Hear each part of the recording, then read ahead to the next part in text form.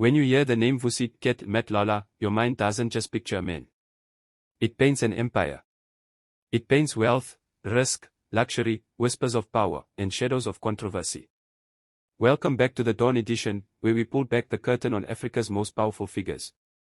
Today, we are diving into the legend, the man some call the Millionaire Mafia, Vusi Cat Matlala. Now, before we begin, make sure you hit that subscribe button and turn on your notification bell. Because here, we don't just talk about the surface. We uncover the hidden wealth, the backroom deals, the empires built on ambition and mystery. And family, don't forget, as you watch, drop a name in the comments of any South African tycoon, politician, or celebrity you want us to feature next. Your suggestion could shape the very next episode. Let's start with the man himself. Vusi Cat Matlala is not your average millionaire. He's not a celebrity, not a sports star, not a pastor. He comes from the hard streets, where survival isn't guaranteed, and only those who outthink and outplay their rivals climb to the top. From the beginning, Cat had two things, ambition and strategy. He wasn't loud at first, but those who knew him could see it. This man was never going to settle for average. By the mid-2010s, the name Cat was spreading. At first, whispers. People asked, who is this man driving exotic cars, hosting elite parties, moving in the shadows but always standing in the spotlight when it mattered? Some said he built his money in construction. Others swore his empire was rooted in transport, especially in the world of taxis, where influence, intimidation, and profit go hand in hand. Others connected his name to deals in property, security, and entertainment. Here's the truth, nobody outside his circle knows exactly how every cent of his empire was built. And maybe that's the point. Cat thrives on mystery. He thrives on speculation. Because in South Africa, perception is power. Now let's talk about his net worth. Independent whispers and industry insiders suggest Cat could be worth anywhere between a 200 million and a 500 million in 2025. Some even believe his empire stretches beyond that, hidden in assets and front companies. That puts him among the ranks of South Africa's silent millionaires, men who don't run corporations you can Google, but still move fortunes behind closed doors. But Cat doesn't just sit on wealth. He lives it. His lifestyle is an open declaration, I have arrived. His car collection alone could make a billionaire nod in approval. Imagine pulling up to a Sandton hotel and seeing his Lamborghini Urus parked next to a Ferrari 488, with a Rolls-Royce Ghost, a Bentley Bentayga, and the famous Mercedes G63 G-Wagon convoy lined up like a presidential motorcade. These aren't just cars. They're statements. Pause right here, family. If you had to pick one of Vusi Cat Matlala's cars, which one would it be? The roaring Lamborghini? The Royal Rolls-Royce? Or the unstoppable G63? Drop your answer in the comments, let's settle this debate right now. Now, let's step into his homes.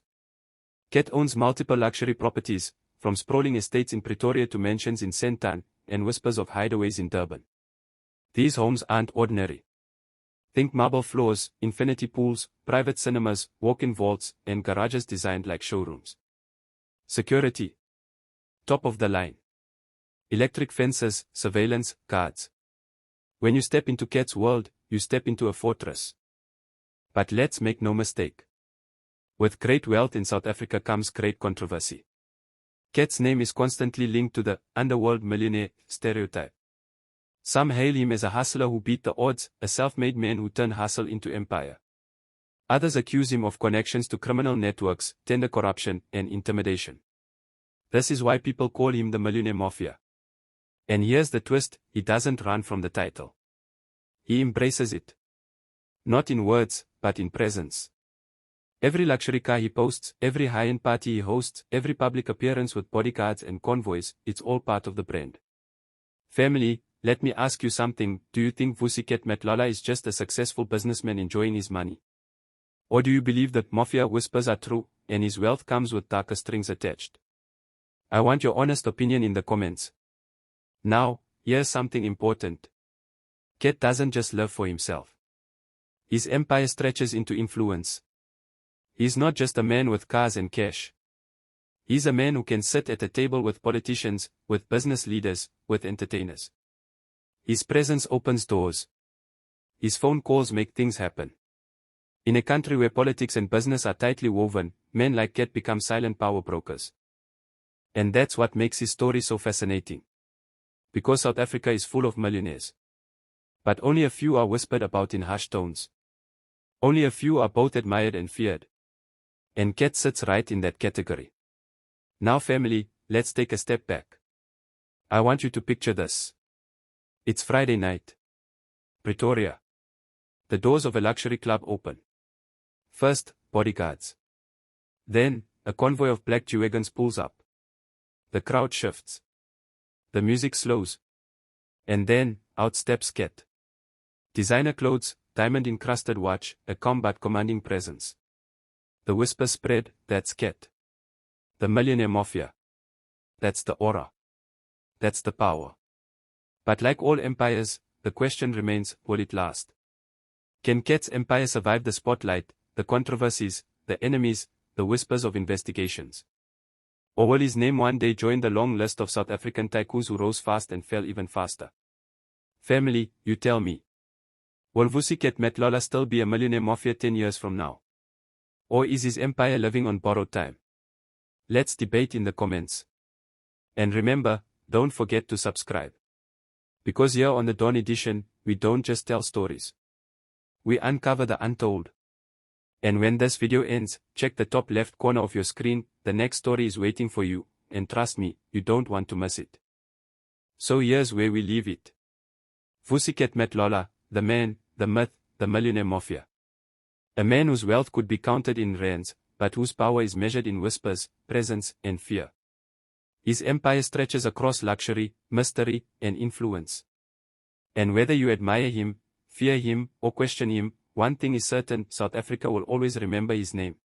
District, Michelle. This is the luxury apartments that were spoken about in that report, in that video that you just played now, where former police minister Bheki Cele, who confirmed that he took occupants here. We know that one of the units here was leased by Vusi Cat Matlala. And, it's quite ironic, Michelle, that the links now are drawn and the Bheki Cele admitting to that because Michelle Matlala, according to reports, won a tender worth amounting to at least about 360 million from the police, Michelle. This despite him being under investigation by the Hawks and the SIU.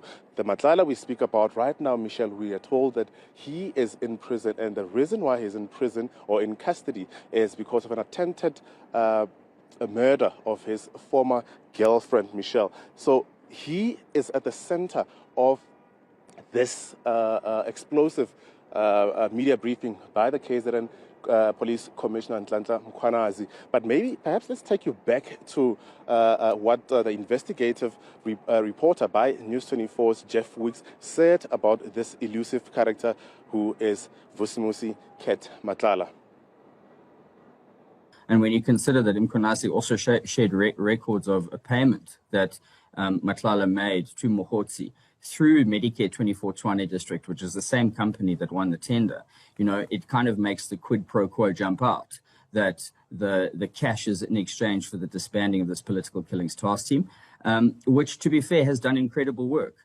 I'm not a torchbearer for that team, and I won't vouch for everything that they do, but certainly in respect of the work that was done on the Vereeniging case, which is the murder of Armand Swart, which Mkhwanazi mentioned, and the investigation of Vusi Matlala have been brilliant, and we've seen fast action from the police, which is something that sorely lacks most of the time. But now we understand that this is all part of a larger political game that stretches right to the top. Put that aside, Michelle, and here's another allegation.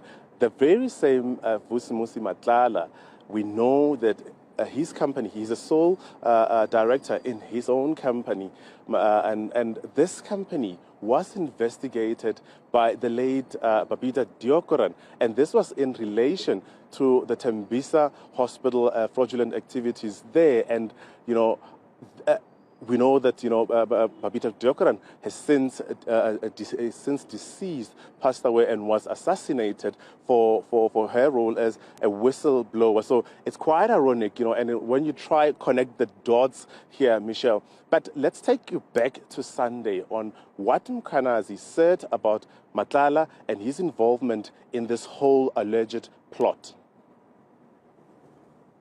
And I can confirm before the South Africans today that the investigation which these members were involved with in Gauteng has unmasked the syndicate. And this syndicate involves, amongst others, politicians who are currently serving in Parliament.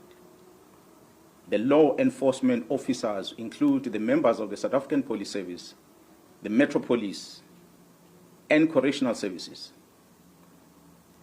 They include prosecutors in Gauteng province, the judiciary, and all these are controlled by the drug cartel as well as business people in that province of Gauteng.